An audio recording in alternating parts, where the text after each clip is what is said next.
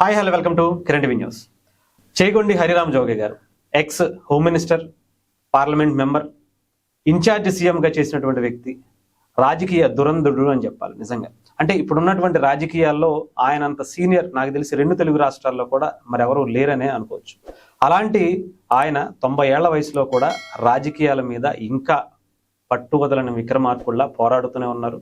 అనేక సమస్యల్ని ప్రభుత్వాల దృష్టికి తీసుకొస్తూనే ఉన్నారు. ఆయన ఒక లెటర్ రాశారు. ఆయన లెటర్ గురించి మనతో ప్రముఖ రాజకీయ సామాజిక విశ్లేషకులు చంద్ర శ్రీనివాస్ గారు ఉన్నారు. ఒకసారి ఆయనకి వినిపించి ఆయన మాట్లాడినటువంటి అంశాలు ఇప్పుడు ప్రస్తుతం ఉన్నటువంటి కూటమి ప్రభుత్వం ఎలా తీసుకోబోతుంది ఇవి తెలుసుకునే ప్రయత్నం చేద్దాం. సార్ నమస్తే. సార్ లెటర్ చదువుతుంది సార్.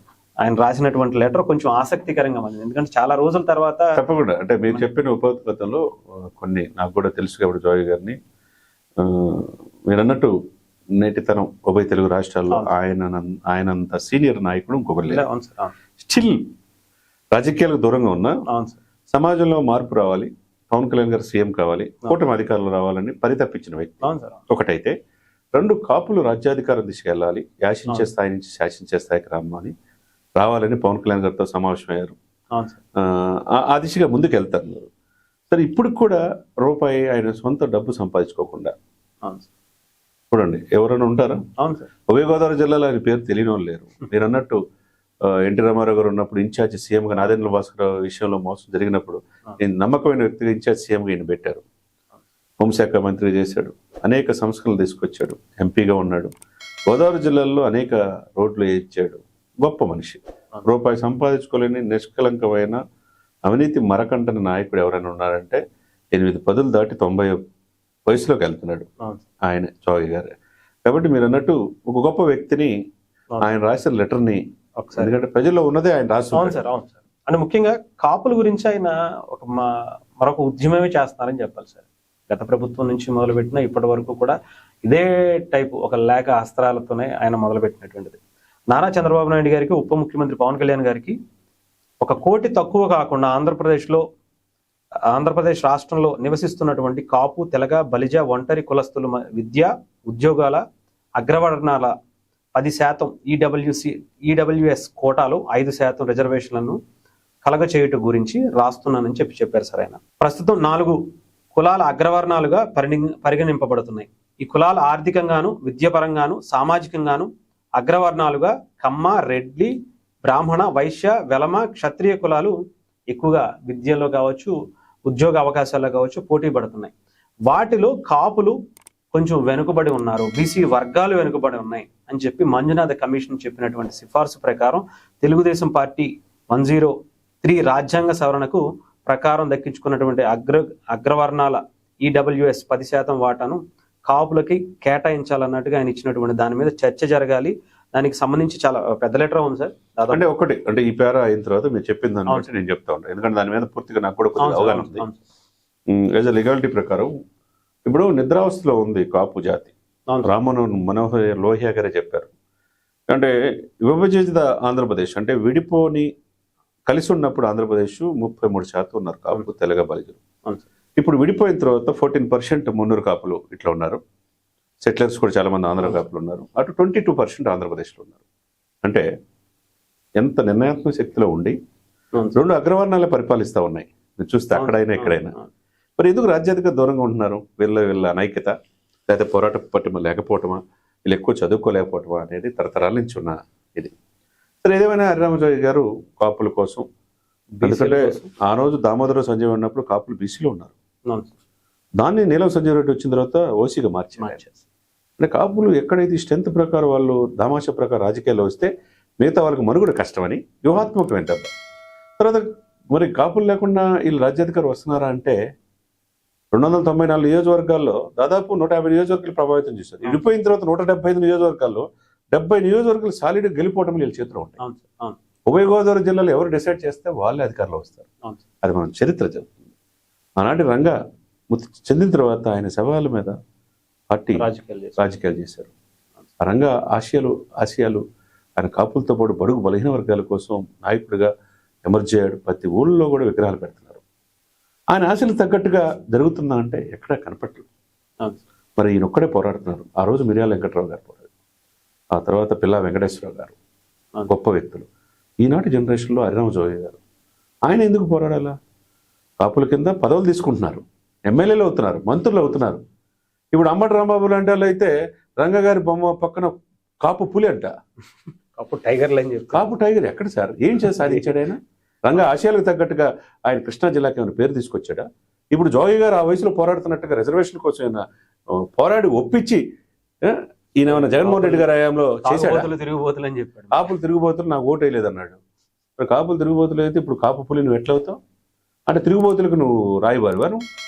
కాపులు చాలా చైతన్యవంతమయ్యారు. నిన్నగాక మొన్న రిక్రూట్మెంట్ గ్రూప్ అని వస్తే దాదాపు 20 మంది డిప్యూటీ కలెక్టర్లుగా, డిఎస్పీలుగా, స్టేట్ కమర్షియల్ ఆఫీసర్లుగా అయ్యారండి. కాపులు చాలా చైతన్యవంతమయ్యారు.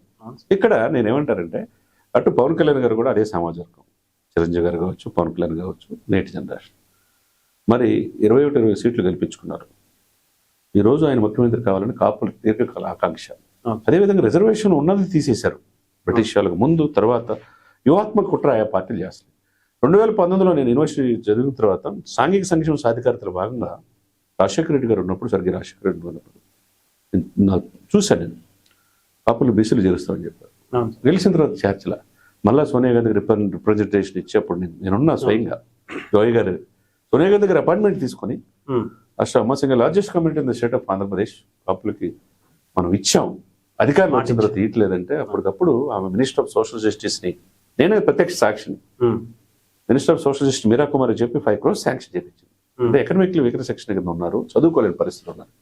అప్పుడు సోనియా గాంధీ గారు ఇమ్యూనిటీగా రాష్ట్రానికి ఇచ్చేయడం 5 కోట్లు శాంక్షన్ చేశారు. మరి ఎందుకు ఆనాటి నుంచి ఈనాటి వరకు కూడా ఓటు బ్యాంక్గా ఉపయోగించుకున్నారంటే నిజంగా అన్ని పార్టీలు ఉపయోగించుకుంటా ఉన్నారు. మరి పవన్ కళ్యాణ్ గారు మీరు శాసించే స్థాయి నుంచి శాసించే స్థాయికి రండి, పెద్దన్న పాత్ర పోషించింది అన్నాడు. బై బర్త్ నువ్వు ఏ కులం నేను ఏ కులం, ఆ కులం ఎప్పటికి పోదు చచ్చిపోయేదాకా. మరి హక్కుల కోసం పోరాడుతూ తప్పేం కాదుగా. ఇప్పుడు ఆ వయసులో ఆయన పోరాడుతుంటే సిగ్గు శరం ఉండొద్దు కొంతమంది మిగతా నాయకులకి. ఆయన చూసి నేర్చుకోవాలి. మార్చుకున్న వాళ్ళు ఉన్నారు కానీ పాపం ఆయన ఇంకా. ఇప్పుడు చంద్రబాబు నాయుడు గారు ఉన్నప్పుడు కాపుల కోసం కళ్యాణ మండపాలు స్టడీ సర్కిల్ అన్నాడు, 1000 కోట్లు కేటాయించారు కాపు కార్పొరేషన్. జగన్మోహన్ రెడ్డి గారు వచ్చిన తర్వాత 2000 కోట్లు అన్నాడు. ఆయన శాంక్షన్ చేసిన 2000 కళ్యాణ మండపాలు స్టడీ సెంటర్ అంతా రద్దు చేశాడు. ఈయన చేసింది ఏంటంటే కాపులు విద్యాదేవన్ అన్నాడు, అది లేదు. కాపులకి రిజర్వేషన్ అక్కడ అయిపోయింది. చంద్రబాబు నాయుడు గారైనా ప్రయత్నం చేసి అసెంబ్లీలో పెట్టాడు. ఎకనామికలీ వీకర్ సెక్షన్ ఆయన ఈడబ్ల్యూఎస్ ఏమన్నారంటే 10 అగ్రవర్ణాల్లో కూడా పేదలు ఐడెంటిఫై చేయండి అన్నాడు. ఏ విధంగా చూసుకున్న కాపులు రిక్షా పుల్లర్లో వీధి బళ్ళు కొబ్బరికాయలు అమ్ముకోవటం, కూలిపల్లి చేసుకున్నారు. వాళ్ళకి మరి చదువుకోవాలి, బిడ్డలు చదువుకునే హక్కు లేదా? అదే ఆయన అడుగుతుంది. ఆ విధంగా మాకు 10%లో 5% ఇవ్వమన్నారు. ఇప్పుడు ఈ కూటమి చంద్రబాబు నాయుడు గారికి అంతా తెలుసు, అది చేయాల్సిన బాధ్యత. ప్రపోజల్ తీసుకొచ్చింది కూడా ఆయన కాబట్టి అసెంబ్లీలో కూడా ఇచ్చేశారు. సెంట్రల్కి పంపిస్తే మీ పరిధిలో ఉందని రాష్ట్ర పరిధిలో ఉంది కాబట్టి రాష్ట్రంలో గెలిపోవటం ఇప్పుడు 95% పవన్ కళ్యాణ్ గారిని చూసి ఇటు చంద్రబాబు నాయుడు గారికి, ఇటు బీజేపీకి కూడా కాపులు ఓట్లు వేశారు 95%. జగన్ కూడా కాదని.